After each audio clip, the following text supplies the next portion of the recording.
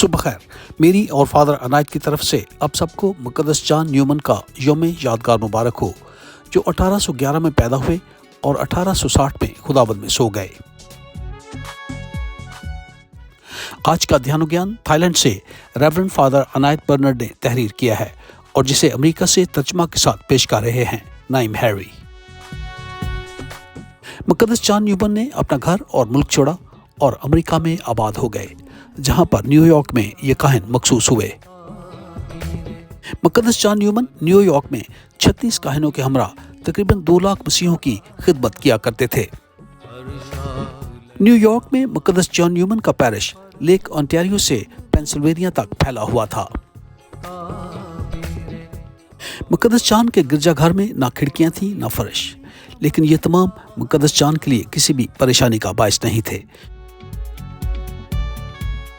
मुकद्दस John गांव-गांव जाकर गरीबों और बीमारों की मदद किया करते थे।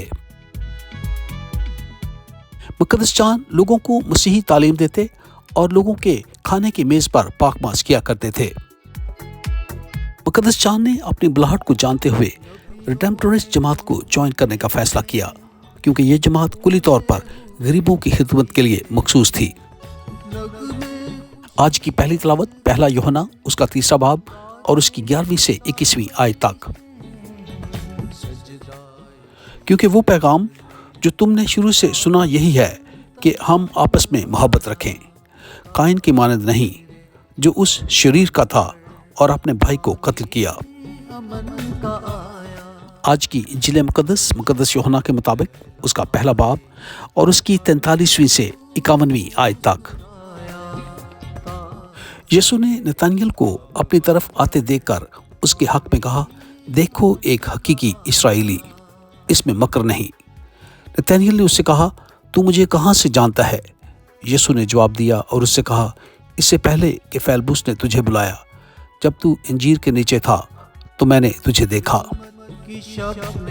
1852 में मुकद्दस जॉन न्यूमन को फिलाडेल्फिया का बिशप मुकर्रर किया गया और बिशप न्यूमन पहले बिशप थे जिन्होंने डियोसीजन कैथोलिक स्कूल सिस्टम कायम किया।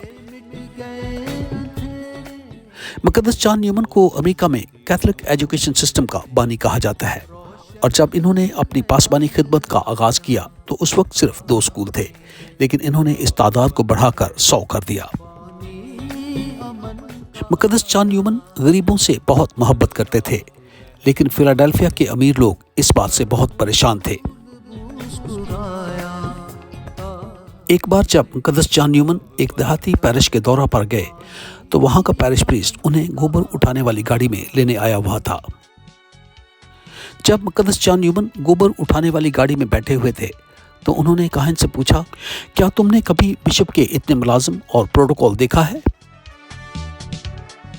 मुकद्दस जॉन न्यूमन जब जर्मनी के दौरा पर थे तो जब वो वापस उस घर में आए जहां पर वो ठहरे हुए थे तो वो तमाम घर बारिश के पानी में डूबा हुआ था।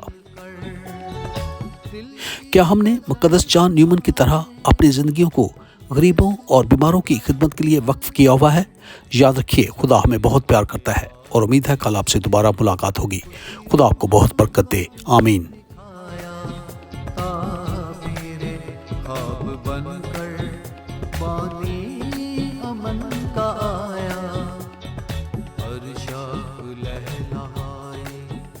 हर फूल मुस्कुराया, मेरे ख्वाब बनकर